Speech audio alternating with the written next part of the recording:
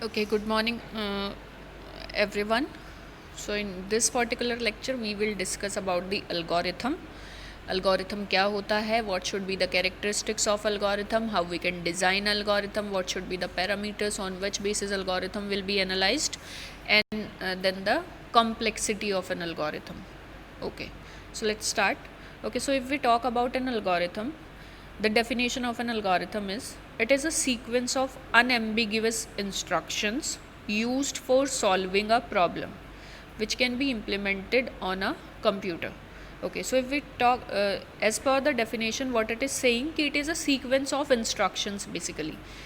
और वो इंस्ट्रक्शंस हमने किस लिए डिज़ाइन किए हैं, that instruction will be used for solving a problem. Like हमारी कोई भी प्रॉब्लम है उसको सॉल्व करने के लिए जो हमारा सेट ऑफ इंस्ट्रक्शन है basically, that is an algorithm. So in a simple language we can say that an algorithm is a step by step procedure for solving a problem. कि हमने पहले फर्स्ट स्टेप डिज़ाइन किया, second, third and fourth and so on. Like अगर हम बात करें कि हमें दो नंबर्स को ऐड करना है, उसके लिए अगर हमें एल्गोरिथम डिज़ाइन करना है तो what should be the algorithm is कि first we will take the input of two numbers, कि लाइक दो नंबर्स हमें इनपुट करवाने हैं. After that what we will do, we will declare the data type of those. Okay, we are talking about, we will declare the numbers, उनकी value assign करेंगे, फिर हम क्या करेंगे, फिर हम दोनों नंबर्स को ऐड करेंगे और रिजल्ट को स्टोर कर देंगे. सो ये क्या होगा, एक स्टेप बाय स्टेप प्रोसीजर होगा किसी भी एल्गोरिथम को डिज़ाइन करने का. Okay, so if we are talking about the algorithm, there are certain specifications of the algorithm, कि कुछ पैरामीटर्स होंगे जिनके बेसिस पर algorithm बनेगा. लाइक इनपुट, कोई भी algorithm अगर बन रहा है so that algorithm will take an input. So every algorithm must take 0 or more number of input values from external user.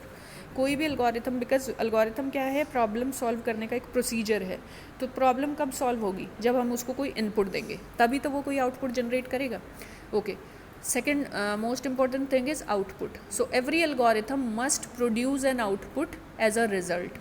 क्योंकि उसने कोई प्रॉब्लम सॉल्व की है तो प्रॉब्लम सॉल्व हुई है तो ऑफकोर्स कोई ना कोई आउटपुट जनरेट होगा. Okay, next is definiteness. every statement or instruction in an algorithm must be clear and unambiguous. मतलब हमें एल्गोरिथम्स में जो भी लिखना है, जो भी इंस्ट्रक्शंस हैं, वो इस तरीके से लिखी जाएंगी कि वो इजी टू अंडरस्टैंड हो और वो क्लियर हो कि कोई भी पर्सन उस एल्गोरिथम को पढ़े तो उसको समझ में आ जाए कि ये इंस्ट्रक्शन क्या कह रहा है. Next is finiteness. Finiteness means कि एक एल्गोरिथम में स्पेसिफिक नंबर ऑफ लाइंस होनी चाहिए. ऐसा नहीं हो कि एल्गोरिथम आपने इतना बड़ा लिख दिया कि उसको समझना ही डिफिकल्ट हो जाए. So for all different cases the algorithm must produce result with in a finite number of step. Okay, next is effectiveness. Effectiveness means every instruction must be basic enough to be carried out and it also must be feasible.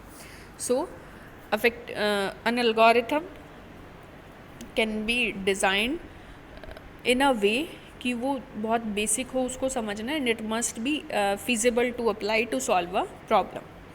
Okay, so if we talk about the efficiency of the algorithm, if we talk about the efficiency means we can manage the efficiency in three cases, like worst case, best case and average case. Worst case means कि सबसे ज़्यादा वो कितना time ले सकता है चलने में.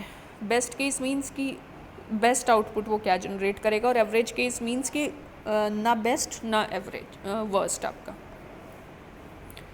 Okay, so if we are talking about the algorithm, so algorithm basically deals with algorithm basically comes with two factors. क्योंकि algorithm क्या है, हमारा एक set of instructions है. सेट ऑफ इंस्ट्रक्शंस को जब हम एग्जीक्यूट करेंगे, उसके रिगार्डिंग जब हम प्रोग्राम बनाएंगे तो वो प्रोग्राम आपका कंप्यूटर में सेव होगा, वो प्रोग्राम फिर आपका आउटपुट जनरेट करेगा. तो उसके बेसिस पे हम दो फैक्टर्स को एनालाइज करते हैं. एक होता है हमारा स्पेस, दूसरा होता है हमारा time. So space and the term for analyzing these factors is known as space complexity and time complexity. So the space complexity is something that is the total number of computer memory required by an algorithm to complete its execution is called as space complexity. That means कि जब कोई algorithm execute हो रहा है किसी computer में तो उसने टोटल कितनी मेमोरी यूज़ की उस एल्गोरिथम को कंप्लीट करने के लिए, that is known as space complexity.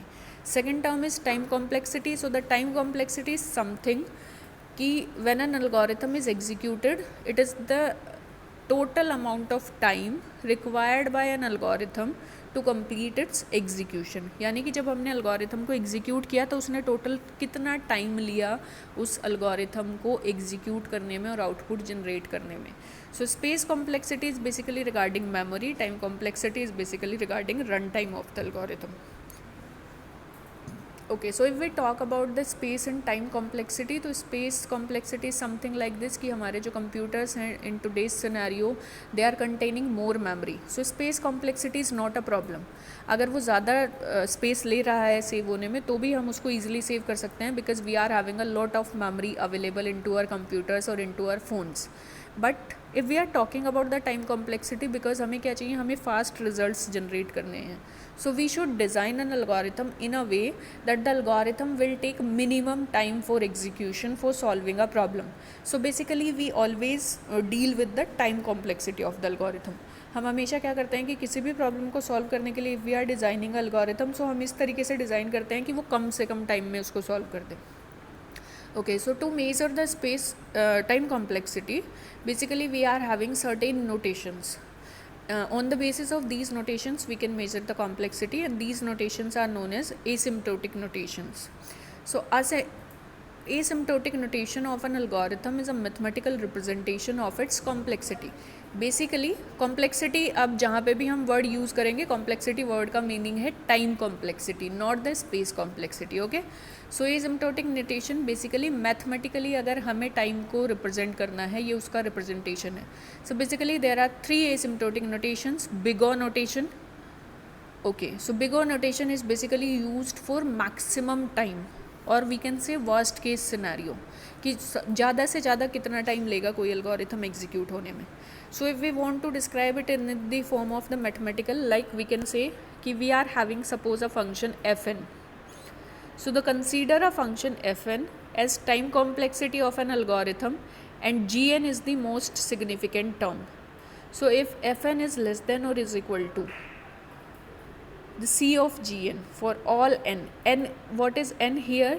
N is basically the number of inputs, and we are taking n naught is a number of input कि after that gn is taking more time for all the fn's. तो n naught हमारा एक point है जहाँ के बाद हमें check करना है, and we are having 2 values c and n naught, तो हमें c एंड n naught की वैल्यूज़ फाइंड आउट करनी है. So then we can say कि fn is as the big O of gn.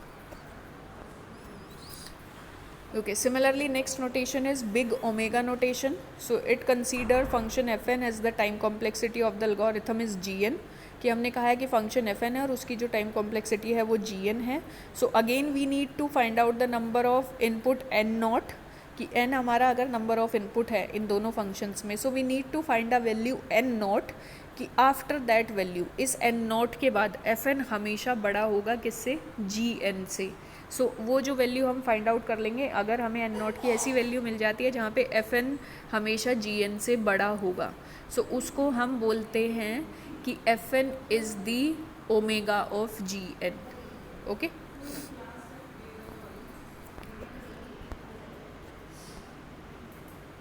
Similarly there is theta notation.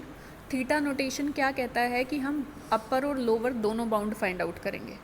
Upper bound means कि एक ही, suppose हमारा function fn है, तो fn के लिए हम 2 वैल्यूज़ फाउंड आउट करेंगे, c1 and c2. Okay, c is a constant value, so c1 is a constant, c2 is a constant.